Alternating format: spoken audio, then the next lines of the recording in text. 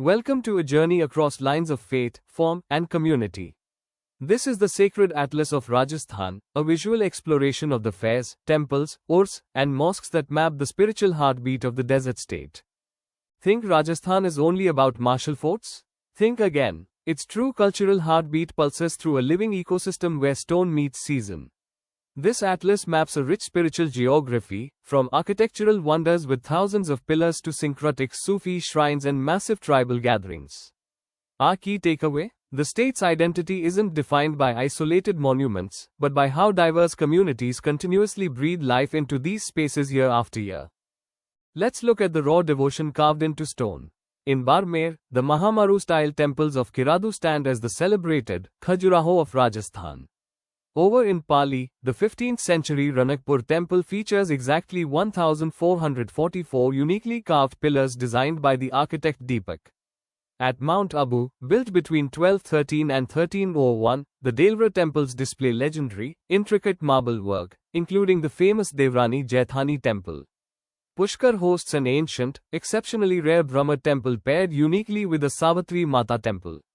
And Jodhpur's Ocean features a dense, pluralistic cluster from the 8th to 10th centuries dedicated to Shaiv, Vaishnav, Jain, and Surya traditions alike. But Rajasthan's sacred spaces also embrace the wonderfully unusual. Take the hanging idol of Dausa at the shrine of Surajmal Bhaumin, famous for an idol that hangs completely upside down. In Dighi, Tonk, the Kalyanji temple is a half-buried sanctuary built as much into the earth as it stands above it. In Jhalrapatan, the 10th century Padmanatha Sun temple, locally dubbed the Temple of Sevan Sahelia, is celebrated for its complex depictions. And the Rishabdev temple in Dhulev, Udaipur, houses a black marble idol called Kalaji, worshipped simultaneously by Jains, Vaishnavas, and the indigenous Bhil tribe. Shifting our gaze to the Sufi and imperial footprint across the desert landscape. Ajmer serves as the epicenter, home to Mirang Sahib's Dargah and the tomb of Abdullah Khan, which directly faces his wife's white marble tomb. To the west, Jalore features the historic mosque of Alauddin Khilji and the highly revered Dargah of Malik Shah. Down south, the Dargah of Mitesha sits positioned right near the famous water fort of Gagron. And on the state's eastern edge, we find the tomb of Bibi Zarina in Dholpur alongside the historic Khunkhar Masjid in Bharatpur. These Sufi spaces operate on a beautiful, cyclical rhythm of annual Urs festivals. At Narhad Pir in Jhunjhunu, the massive Urs for Hazrat Shakkar Baba presents a profound display of syncretism by uniquely taking place on the Hindu festival of Krishna Janmashtami. In Ajmer, Khwaja Sahib's Urs is held from the 1st to the 6th of Rajab, where the Hindu Gauri family of Bhilwara holds the historic honor of carrying the flag to commence the festival. Meanwhile, Nagaur hosts Tarkeen's Urs, second in scale only to Ajmer, honoring Sheikh Hamiduddin Nagauri. Finally, the Galiakot Urs at Fakhruddin's Dargah in Dungarpur serves as the paramount annual gathering for Dawoodi Bohra Muslims. Water and myth regularly draw massive congregations together. By the sacred lakeside, the Pushkar fair peaks on Kartik Purnima, merging Brahma worship with the global camel trade. On that exact same night, the Kolaya fair in Bikaner centers around the sanctuary of Kapil Muni, the originator of Samkhya philosophy. Sikai's Khatu Shyamji fair has become a massive modern-day pilgrimage epicenter. We also see regional marvels like Biavar's Kalpavriksha fair honoring ancient wish-fulfilling trees, and Machkund in Dholpur, the nephew of pilgrimages, famed for its skin-healing sulfur tanks. Where rivers meet, indigenous myths come alive. The Beneshwar Mela in Dungarpur, known as the Kumbh of Tribals, peaks from March Shukla Ekadashi to Purnima at a three-river confluence where devotees uniquely worship a broken shivling.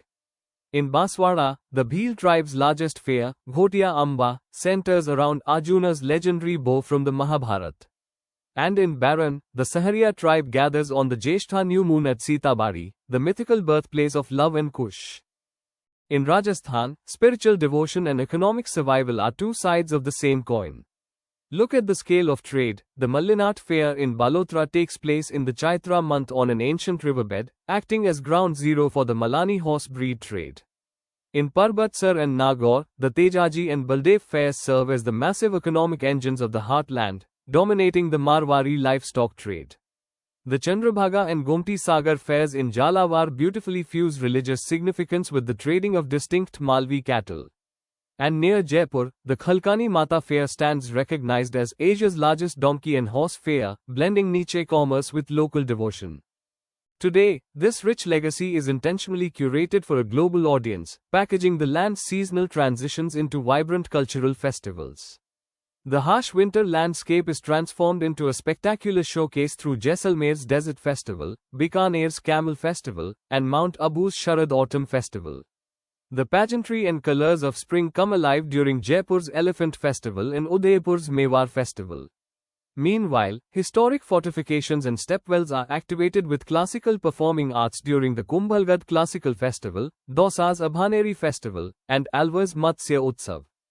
As our journey through the Atlas comes to a close, we find that the true magic of Rajasthan lies not in its divisions, but in an unbroken thread of shared devotion. Look closely at how these sacred spaces completely defy rigid religious boundaries.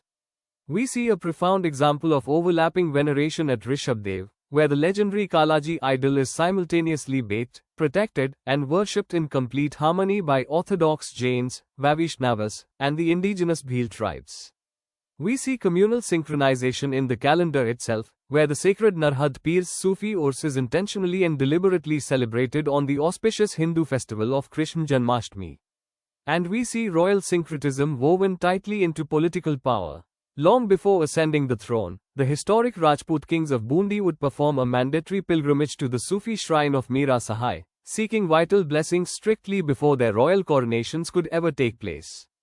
Ultimately, Rajasthan's sacred atlas refuses to be neatly categorized by strict religious lines.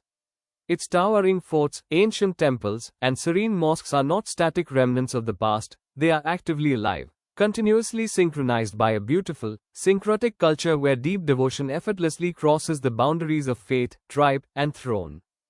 Don't forget to subscribe, like, share, comment if you enjoyed this quick revision.